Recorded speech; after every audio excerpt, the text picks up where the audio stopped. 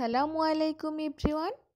আরও একটি নতুন রেসিপিতে নাসমা কিচেনে সবাইকে স্বাগতম।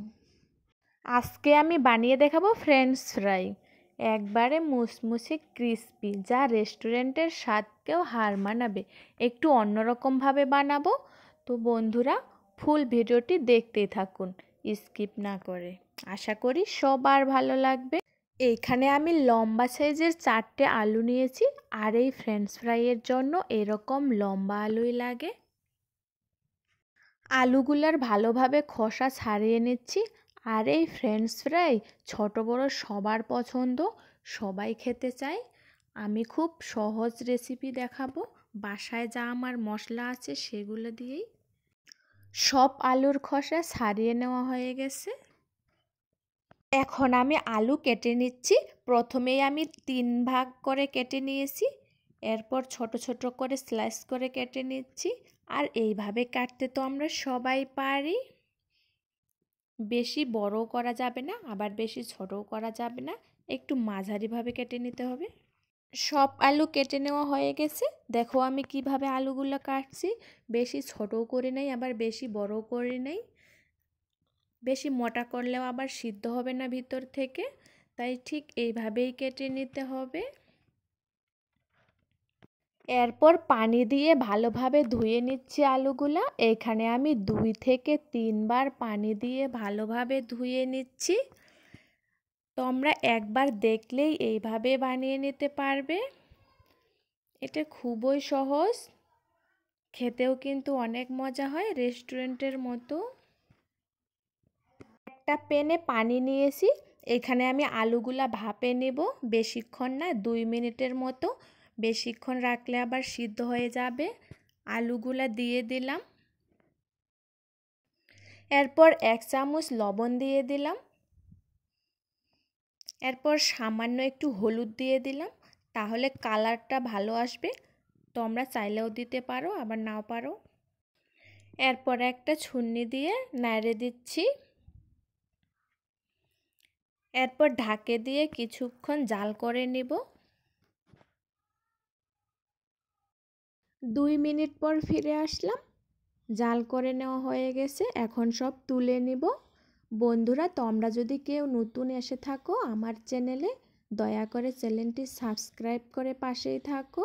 আর লাইক কমেন্ট করতেও ভুলবা না। আমি রান্নার কোনো ভিডিও ছাড়লে যাতে তোমার কাছে ভিডিওটি চলে যায়, পাশেই থাকার অনুরোধ রইল। আর যারা সাবস্ক্রাইব করে রাখছো তাদের প্রতি রইল আমার অনেক ভালোবাসা। পর ভাপিয়ে নেওয়া আলুগুলো আমি ঠান্ডা পানি দিয়ে ধুয়ে নিচ্ছি। কয়েকবার ধুয়ে নিয়েছি। এরপর আমি ঠান্ডা পানিতেই ভিজিয়ে রাখছি 10 মিনিটের মতো, তাহলে মুচমুচে হবে খেতে। 10 মিনিট পর ঠান্ডা পানি থেকে আলুগুলো তুলে নিচ্ছি। আর খেয়াল রাখতে হবে পানি যেন না আসে আলুর সাথে, ভালোভাবে করে নিতে হবে। এরপর এখানে আমি দিয়ে দিচ্ছি 1 চামচ লবণ, 1 চামচ মরিচের গুঁড়ো, আর 1 চামচ হচ্ছে জিরা আর ধনিয়া গুঁড়ো। এরপর দিয়ে দিলাম ময়দা পরিমাণ মতো, তোমরা তোমাদের ইচ্ছে মতো দিতে পারো। এখন হাত দিয়ে ভালোভাবে মাখিয়ে নিচ্ছি। এভাবে করলে কিন্তু ফ্রেঞ্চ ফ্রাই মুচমুচে হয়, আর অনেকক্ষণ পর্যন্ত মুচমুচে থাকে। অনেকেই বলে খাওয়ার সময় নরম হয়ে যায়, এইগুলো হবে না। এরপর একটা প্যান বসিয়ে দিলাম, আর এখন দিয়ে দিচ্ছি সয়াবিন তেল। তেল গরম হয়ে গেছে, এখন আমি একটা একটা করে আলুর পিসগুলা দিয়ে দিচ্ছি। চুলার আঁচ বেশি করে দেওয়া যাবে না, মিডিয়াম আঁচে ভেজে নিতে হবে, তাহলে ভিতর থেকে সিদ্ধ হবে। এরপর ফ্রেঞ্চ ফ্রাইগুলা উল্টিয়ে পাল্টিয়ে দিতে হবে, তাহলে ভিতর থেকে সিদ্ধ হবে আর খেতে মুচমুচে হবে।